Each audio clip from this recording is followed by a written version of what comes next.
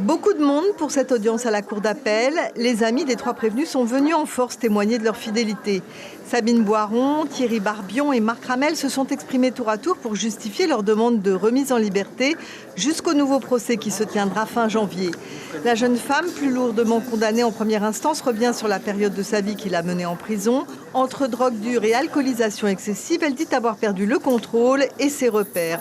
Son avocat rappelle qu'elle a aussi accouché en juin dernier et qu'en 7 ans, elle a changé. Elle a une enfant, un bébé de 3 mois.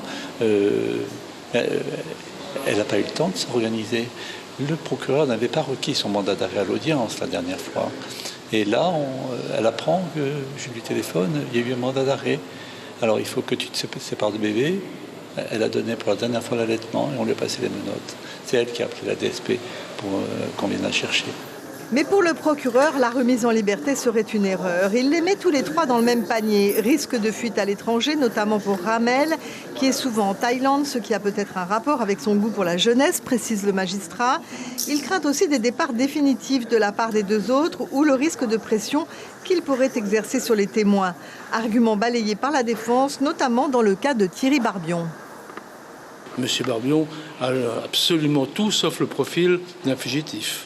Quant au prétendu risque de pression sur les victimes, je rappellerai quand même que l'instruction remonte à 2013. Nous sommes aujourd'hui à 2019. Il n'est pas allégué par quiconque que M. Barbion ait fait une quelconque pression sur les victimes pendant toute la période de l'instruction. Cela étant, la juge livrera sa décision lundi prochain, mais l'espoir ne règne pas au sein de la défense. Que techniquement, c'est du 100%. Juridiquement, c'est du 100%.